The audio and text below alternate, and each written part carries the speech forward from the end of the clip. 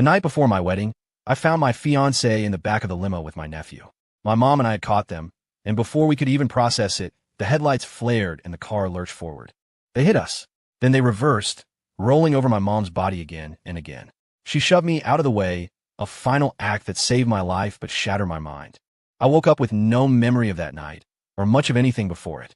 By then, my fiancée was married to my nephew, Caleb, and my childhood friend, Evelyn Reed, was by my side, holding a dash cam recording. She told me I'd had a psychotic break, that I'd gotten behind the wheel and killed my own mother. When the police questioned me, I confessed to everything, weeping. 3 years in a state penitentiary followed. The day I got out, Evelyn was waiting for me with a bouquet of roses. She asked me to marry her. Overwhelmed with gratitude for her unwavering support, I said yes. Now, 5 years into our marriage, I overheard a conversation through the cracked open door of her home office. Evelyn, you personally resected his anterior temporal lobe to induce amnesia, a woman's voice said. Dr. Anna Chun, my therapist. The 3 years in prison cemented the narrative that he killed his mother. Why are you still tormenting him like this? He called out Caleb's name in his sleep last night. Evelyn's voice was sharp, laced with something I'd never heard before. It's a 1 in a million chance, but if he starts remembering, I can't risk it. So, I'm supposed to probe him today? If he shows no signs, will you please just let him be? No, we're increasing the dosage. And starting today, you'll put him under deep hypnosis every other day to reinforce the narrative. Through the sliver of open door, Evelyn's face, the face of the woman I considered my savior, flickered in the lamplight. If I couldn't marry Caleb and protect him for the rest of his life, she murmured, then this is the only way I can give him his. Dr. Chun sighed, a sound of profound weariness. I don't understand this love of yours. What did Ethan ever do to deserve this? He was diagnosed with severe depression when he got out. I just barely got him to a place where he stopped hurting himself, and now you want to throw him back into that hell? You're pushing him to kill himself. Evelyn's patience snapped. If I hadn't been the one in that ER, if my skills hadn't saved him, he and his mother would be rotting in the same cemetery. He owes me his life, so a little trip through hell shouldn't be too much to ask. Besides, his mother died because of him anyway. If he really wanted to die, he would have done it in prison. He wouldn't have needed me to go to all the trouble of marrying him. Dr. Chun sounded stunned. You're the one who begged him to marry you. Nobody forced you. If I didn't marry him, what was I supposed to do? Let him remember the truth someday and go after Caleb? He might as well have died on my operating table. Even without my memories, the cold-blooded cruelty of her words sent a chill through my veins, freezing the blood in my heart. God knows how much I've suffered these past 8 years, believing I killed my own mother. Every time the gruesome, bloody images flashed in my mind, I wanted to tear myself apart to atone for my sin. Evelyn, unable to stand Dr. Chen's horrified stare, rubbed her temples. Don't look at me like that. There's no crime in true love. If Ethan and his mother hadn't shown up, Caleb wouldn't have panicked and hit the gas. Dr. Chen took a deep breath and stood. I can't help you anymore. I can't watch him tear himself apart, caught between loving you and wanting to die. You can look at the scars covering his arms and feel nothing, but I can't. Evelyn blocked her path, a bitter laugh escaping her lips. Don't get on your high horse. You've been an accomplice from the beginning. You're no different from me. She leaned in, her voice a low threat. If you won't help, I'll just pay your disgraced mentor a visit.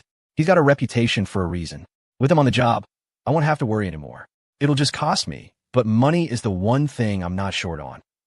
Dr. Chen's face flushed with anger. If you go to him, you might as well sign Ethan's death certificate. Fine, I'll help you. But if he ever remembers everything and comes for you, you'll be on your own. Evelyn's laugh was suddenly wet with tears. Wouldn't that be perfect? I'd be happy to die with him. I've been a walking corpse ever since I realized I could never have a man I love.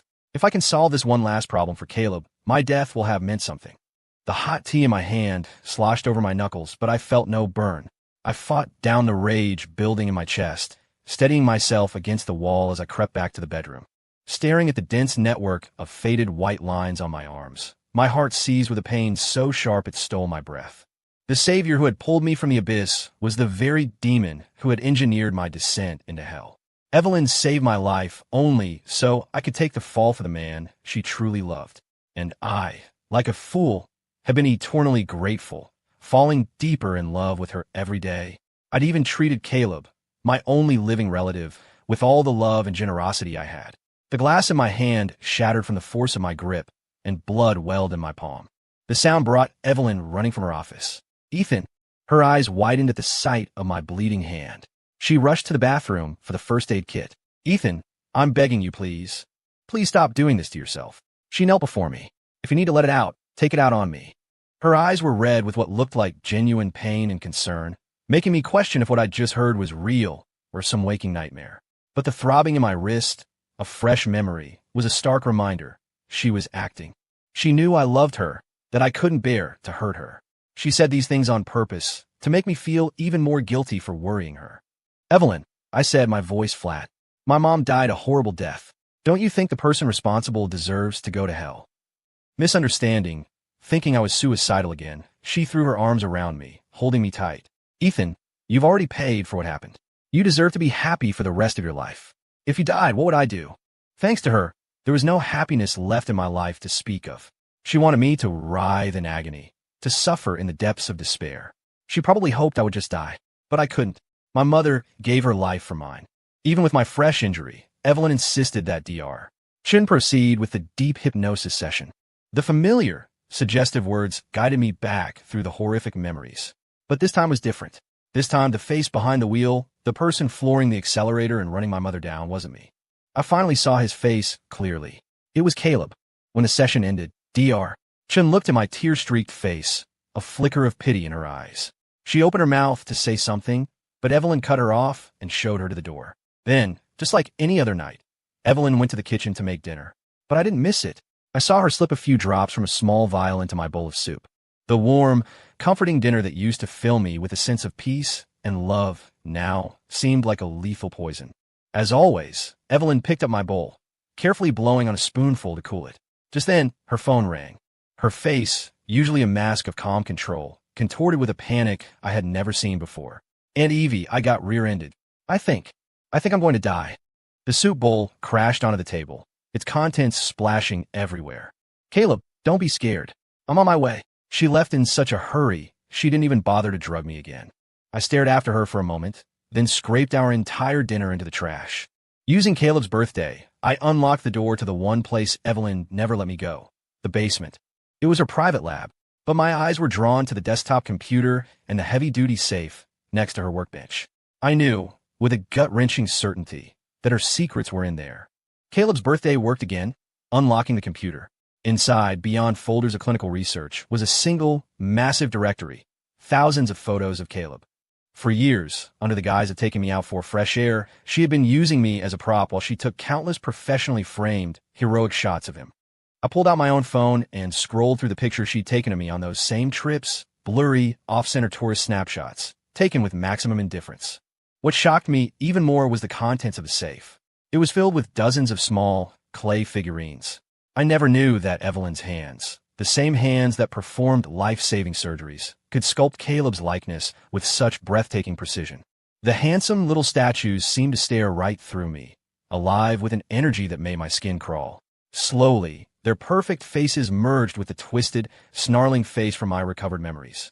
A sharp, splitting pain shot through my head, and my chest felt like it was being crushed. My trembling hands found a leather-bound journal.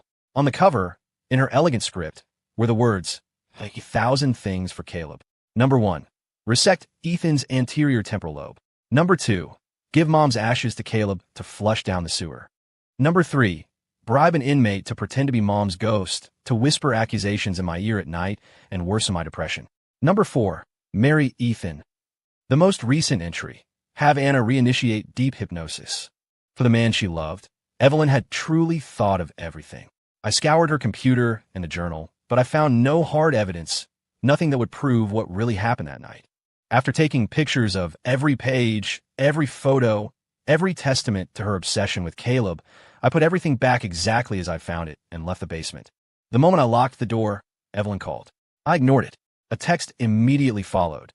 Ethan, get to the hospital now. Caleb had a complication in surgery and needs an emergency transfusion.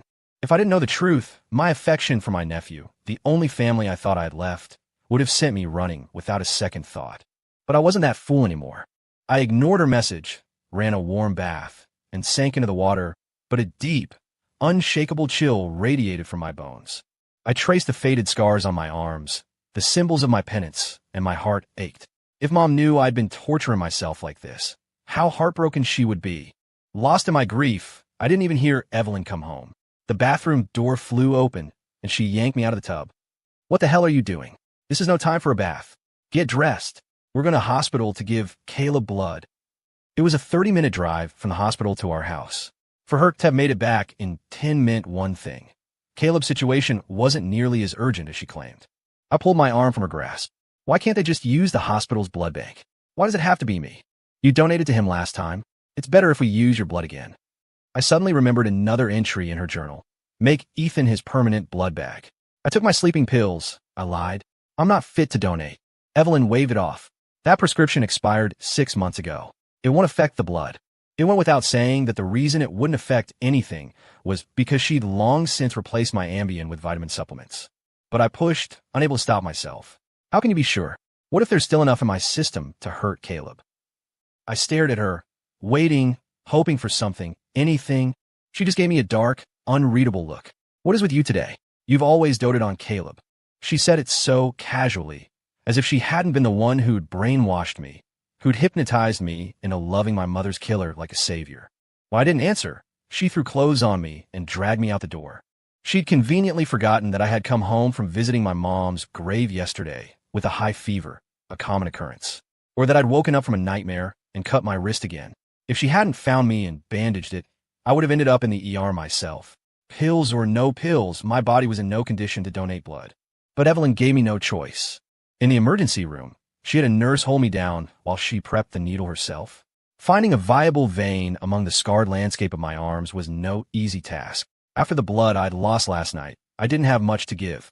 The bag was barely a quarter full before the flow trickled to a stop.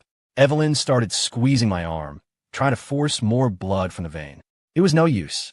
My skin was red and raw from her manhandling, but only a few more drops came out. She switched to my other arm, her voice a low, coaxing murmur. Honey, for Caleb's sake, he saved your life. Can we just try to get 2 full bags for him? Please. You always say he saved me. Can you tell me how? How did he save me? Before, I had always believed whatever Evelyn told me. The trauma of that night was a gaping wound I never wanted to touch, so I never asked. This was the first time I had ever willingly brought up the past. Her hand jerked, the needle nearly missing the vein. It's all in the past. Let's not talk about it. It'll only upset you, and that would break my heart. A laugh escaped my lips, hollow and dead. Her heartbreak was having Anna hypnotize me again and again, forcing me to relive that horror until I couldn't escape it even in my waking hours. Watching my blood slowly fill the bag, my heart turned to ice. Fine, I thought. She saved my life. Consider this me repaying the debt. When she finally had what she wanted, she patted my head like a pet. Honey, you just rest here and drink some juice. I'll be back to get you as soon as Caleb's out of surgery. She couldn't get away fast enough. The blood loss made the room spin. The sugary juice did nothing to help. I drifted off, only to be awakened by familiar voices from the next room, separated only by a thin curtain. Aunt Evie, you saved me. If it wasn't for you, I might have actually died today. Caleb, as long as I'm alive, I'll never let anything happen to you. That bitch Chloe, I don't know what's wrong with her, starting a fight with me like that. Caleb's voice turned venomous. She cheated on me. A one-night stand. We fought, I stormed out, and I guess I wasn't paying attention to the road. The nerve. I'm going to go have a talk with Chloe right now and teach her a lesson. Evie, Caleb said, his tone shifting, becoming smooth and seductive. I know you've had a thing for me for a long time. Since Chloe betrayed me, I think it's only fair I return the favor. He was a pro, dropping the ant so seamlessly. In that instant, a dam broke in my mind, and more fragments of memory came flooding back. The rocking of the wedding limo. Caleb, panting, calling Chloe, his future aunt, by her first name.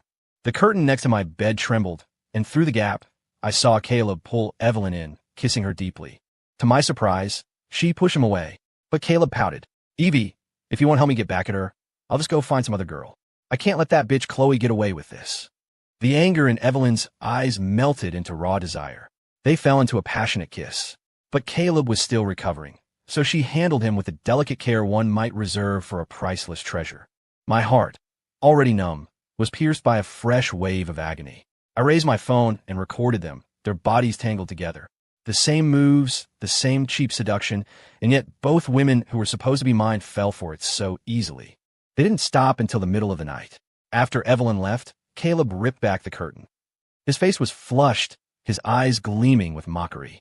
You heard all that, didn't you? He sneered. You're just as pathetic as you've always been. Can't even hold on to a woman. All I have to do is snap my fingers, and your wife comes running. He grinned. If you know what's good for you, you'll sign the divorce papers and walk away with nothing. Otherwise, I'll make you regret it. I hadn't even come for him yet, and here he was, provoking me. White-hot rage consumed me. I lunged from the bed, my hands closing around his throat. But he didn't fight back. Instead, he let out a choked scream. Uncle Ethan, are you having another nightmare? It's me, Caleb. Staring at his face, more memories crashed down. The image of him behind the wheel, running my mother down again and again. My grip tightened. Caleb, you're going to die. The next second, a powerful force kicked me in the chest, sending me flying. Evelyn stood over me, her eyes filled with a fury so intense it felt like a physical blow. Ethan, what is wrong with you? That's Caleb. How dare you lay a hand on him? She rushed to his side, her fingers gently tracing the bruises on his neck, her expression softer and more loving than I had ever seen it. To prevent me from lashing out again, she had a nurse bring a sedative. Ethan, you're a killer who can't tell dreams from reality, she hissed. But that doesn't give you the right to hurt Caleb. Since you're sick, I'll let it slide this time. Just apologize to him, and we can forget this happened. I lay helpless on the gurney, looking at her with pure derision.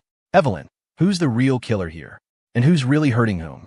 Her pupils contracted, a flash of guilt in her eyes before it was gone. The next second, she was on the phone, telling Dr.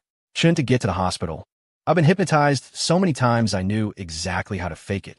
As I feigned a tearful breakdown, Evelyn pulled me into her arms, cooing reassurances, and personally drove me home. We had just walked in the door when Caleb called again. Honey, there's an emergency at the hospital. I have to go back, she said. Okay. She was pleased with my compliance. She leaned in for her customary kiss, a reward for my good behavior, but I turned my head. Go on, I said.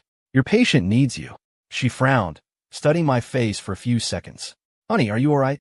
I forced a small smile and shook my head. Seeing no trace of the madman from the hospital, she finally relaxed and left without a backward glance. I called an Uber and went straight to a law firm. But after a quick search, the lawyer told me, with regret, that he couldn't file a motion to reopen my mother's case. The reason, my documented history of mental illness. I didn't have to guess who was behind that.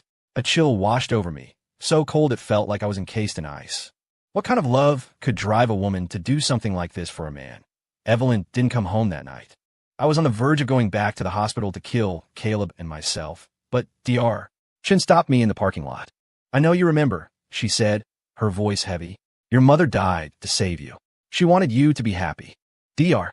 Chen, I said, my voice dripping with contempt. What right do you have to say that to me? She closed her eyes in pain. I'm sorry, she whispered. To make up for what I've done, I can get you out of here. I can help you get away from them for good. She held out a small, polished wooden box. These are your mother's ashes. Take her and go somewhere you can be free. Seeing my confusion, she sighed. It's the one right thing I did. Taking the box, a sob tore from my throat. My mother's last words echoed in my ears. Ethan, live a good life. Mom wants you to be happy. Back home, I packed a single bag. Everything else, every trace of my existence in that house, I threw in the trash. As the sun rose on a new day, I placed the suicide note on the table and, carrying my mother, walked out of that place of damnation for the last time. As I was leaving, a text came from Evelyn. Happy birthday, honey. Caleb and I have a surprise for you.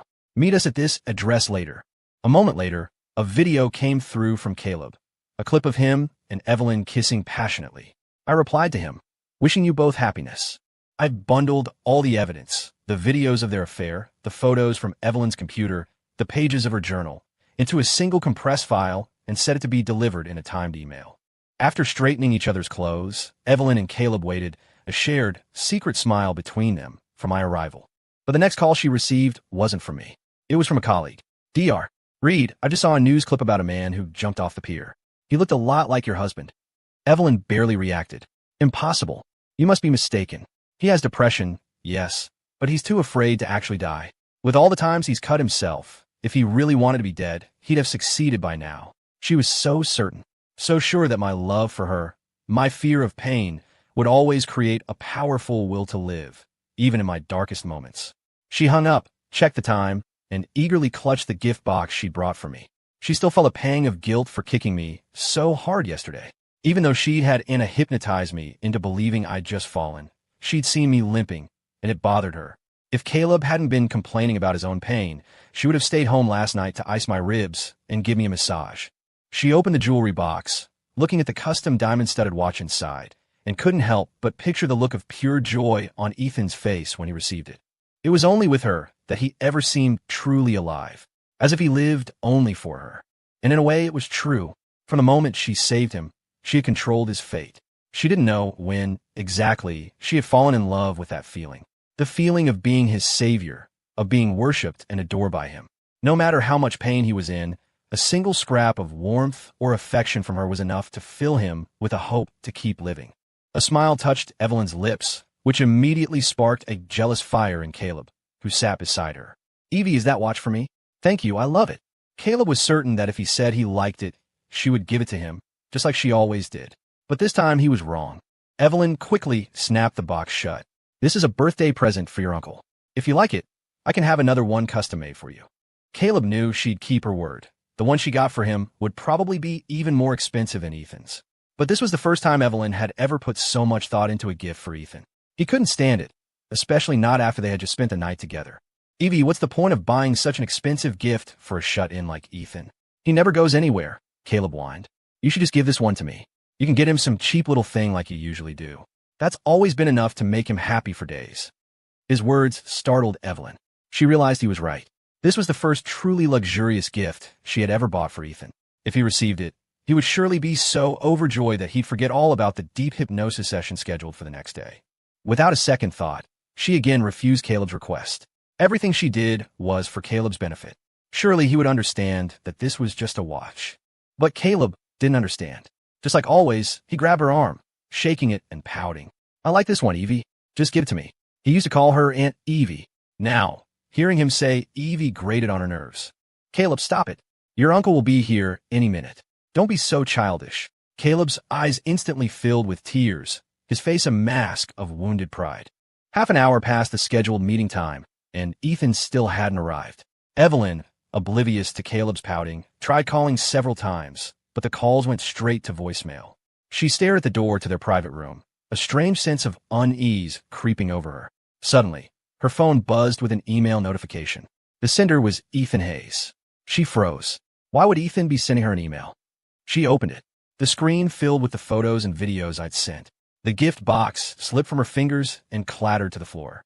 "What is this?" she hissed, grabbing Caleb's arm, all the tenderness she usually showed him gone from her face.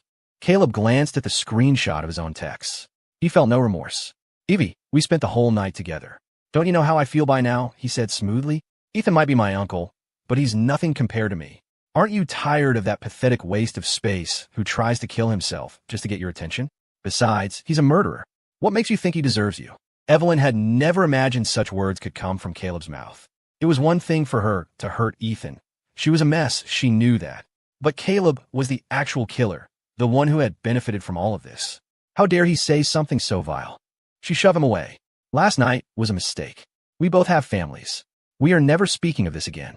And don't you dare think this gives you an excuse to make me divorce your uncle." Whether it was her position, some unnameable emotion, or even her twisted protection of Caleb himself, she could not accept the idea of Ethan breaking free from her control. She tried calling me again, and this time it went through, but the voice that answered was an unfamiliar woman. Evelyn's voice was sharp with fury. "Who is this? Why do you have my husband's phone?" "Hello. I found this phone on the beach." The words hit Evelyn like a physical blow. Her colleagues call about the man jumping off the pier. A wave of terror washed over her. She began to mutter to herself, her voice trembling. "No, it's not possible. It can't be. Ethan wouldn't really jump."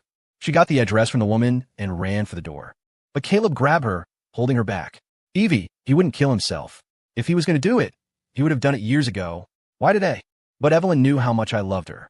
And now I knew that she had loved Caleb all along, that she had been with him right under my nose. She couldn't bear to think what that discovery might have driven me to do. Clinging to a sliver of hope, she sped to the location. It was a remote stretch of coastline with almost no one around. The only witness was a drone operator who had been filming the scenery and had accidentally captured a video of my plunge into the churning water below. The video was already gaining traction online. Evelyn watched it, her entire body going numb. Even though the footage was grainy, she recognized the figure instantly. It looked exactly like me. That combined with the phone I had deliberately left behind, was enough to confirm her worst fears. But she refused to believe it. She couldn't. She ran every red light on the way home. The moment she pushed open the front door, her heart stopped. She had only been gone one night, but the house felt cavernously empty. She screamed my name, searching every room, but found no trace of me. It was more than that. Every sign that I had ever lived there was gone. Her world collapsed. Then she saw the note on the dining room table. Her body began to shake violently. Ethan, you wouldn't leave me. You wouldn't. But the familiar handwriting confirmed it. The blood drained from her face. Evelyn, goodbye. Forever. Ethan Hayes. It was just 6 words, but they were enough to make Evelyn's heart feel like it was being ripped from her chest. Every breath was agony. Her hand shaking, she slid to the floor, powerless. Ethan, I was wrong. She never imagined that this time, the hypnosis would fail. She called Dr. Chun, her voice choked with rage. Anna, did you do this? Did you sabotage the session? I told you to frame what happened with Caleb as a dream about me and Ethan. Why does he still remember? A dry, bitter laugh came from the other end of the line. You can't hide the truth forever, Evelyn. He loves you that much. Is it really a surprise that your hypnosis failed? Another short sentence, another devastating blow that left Evelyn utterly broken. Carrying my mother's ashes, I began the journey we had always planned, to see the country. With every new place I visited, a little more peace settled in my soul. The thing that had tormented me most, the belief that I was guilty of killing my mother, began to loosen its grip. In the dark of night, the nightmares no longer held the same power. I could finally begin to forgive myself. I thought my stage death would give Evelyn peace, that she and Caleb would finally be together. I was wrong. Instead, she launched a massive, high-profile search for my body, offering a fortune for any information. I need closure, she told the news outlets. Alive or dead, I need to bring him home. I was traveling through Europe for 2 months, and she never gave up. Her story of the tragically devoted wife searching for her lost husband made her a national hero, praised across the internet. When I saw the headlines, all I could feel was a bitter, biting irony. When I was alive, she was so terrified I'd go after Caleb that she kept me trapped in a constant state of suffering. Now that I'd faked my death to set us all free, she refused to let go. I couldn't understand her obsession, but I tried to put it out of my mind, until one day I accidentally wandered into the background of a travel vlogger's livestream. In my blissful ignorance, I was instantly recognized by someone in the chat. Doesn't that guy look just like Dr. Reed's husband? Evelyn's nationwide search had plastered my face everywhere. That one comment was like a drop of water in hot oil. The internet hive mind went to work. After reaching a consensus, they tagged Evelyn in hundreds of posts at Dr. Evelyn Reed. We found your husband. He's not dead. He's in Europe. By the time I realized what was happening, it was too late. When Evelyn appeared in front of me, I could hardly believe it. But the haggard, broken woman standing there was without a doubt her. Ethan, I'm sorry. I was wrong, she whispered, her voice raw. It wasn't what you think with Caleb. I admit, I used to have feelings for him a long time ago. But after I married you, the person I love is you. It's always been you. She took a shaky breath. Thank God you're alive. I don't know how I would have gone on. Her audacity was breathtaking. I had thought that seeing her again would unleash a torrent of rage. Instead, I felt nothing. A complete, hollow calm. Evelyn, just pretend I'm dead. Can't you let me go? Why did you have to come here and disrupt the peace I've finally found? My voice was flat. Or is it that you and Caleb aren't having as much fun without your favorite tool? Sweat beaded on her forehead. She stumbled over her words. Ethan, it's not like that. I realized too late that I'd fallen in love with you. Everything I did before was wrong. Please, just give me a chance to make it up to you. I rejected her without a word. Being away from you, I've learned that I can live a good life. There are no nightmares, no suffocating pain. A flicker of confusion crossed her face. Ethan, you weren't rescued after you jumped. Realization dawned. You faked your death.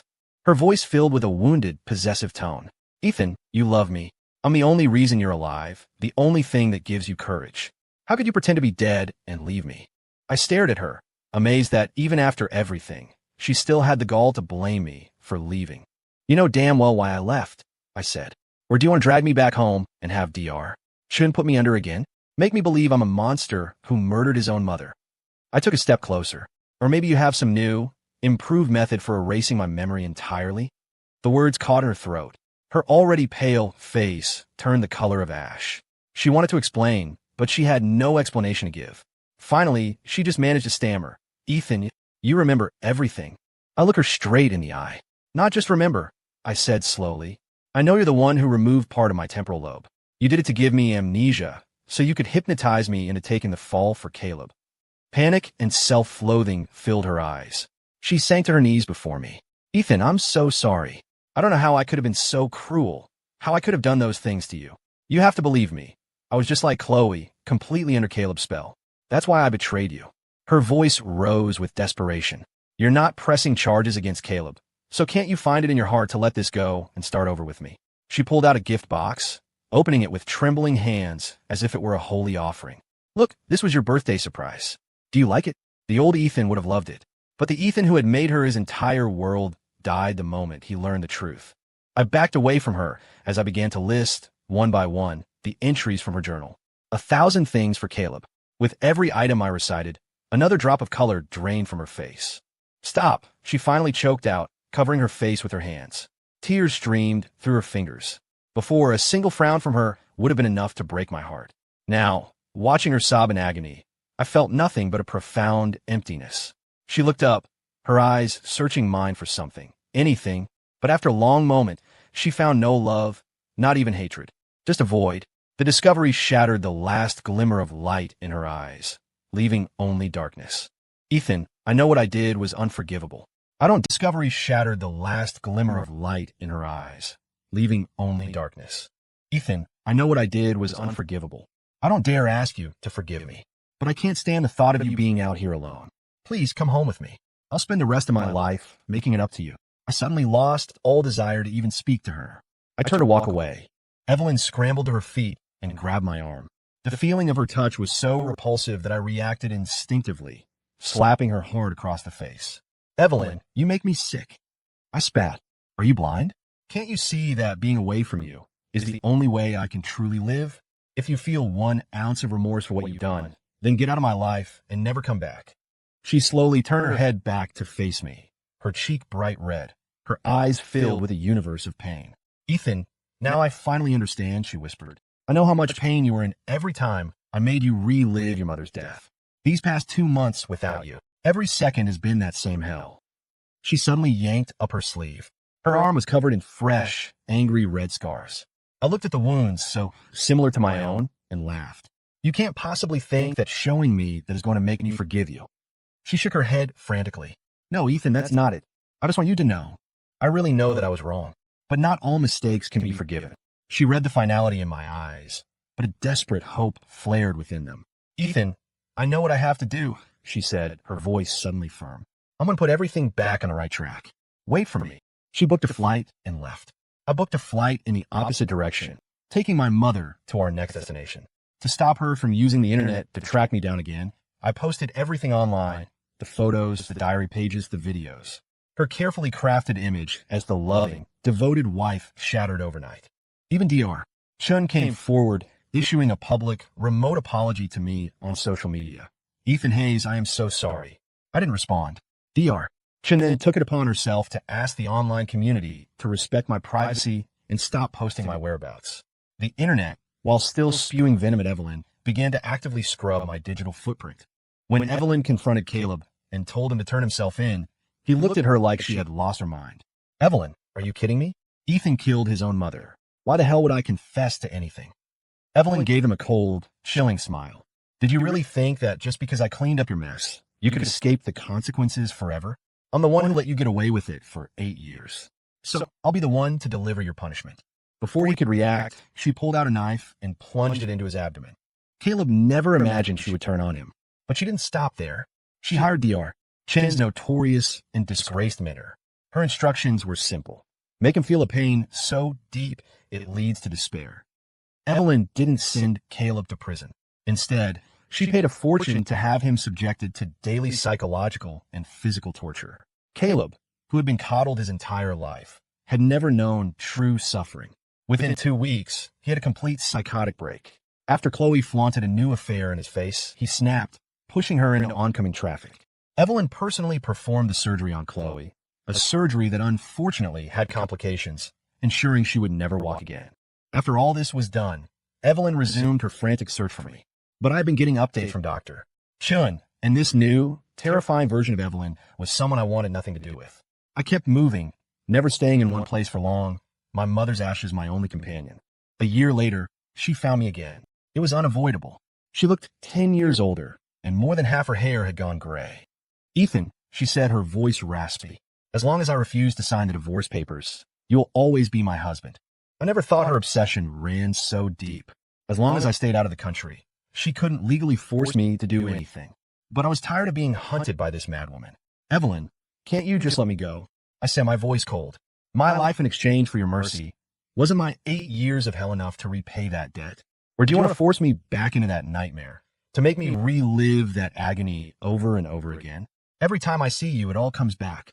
Evelyn watched my lips move, but all she could do was offer a bitter smile that slowly turned into a sob. Ethan, I finally understand now, she cried. I know how much you suffered, but without you, I really can't go on. We stood there for a long time, but she found no trace of pity in my eyes. Ethan, can I hug you one more time? Just once. I shook my head. Her already stooped shoulders slumped further. All the life seemed to drain out of her, leaving behind the empty husk of a person on the verge of death. Without a moment's hesitation, I turned and walked away, ready to begin the next leg of my journey with my mom. 2 weeks later, Dr. Chun called to tell me that Evelyn had taken her own life. She left behind a 10,000-word letter, less a suicide note and more confession. Dr. Chun asked if I would come back to see Evelyn one last time. I refused. We were strangers now. There was nothing left to see.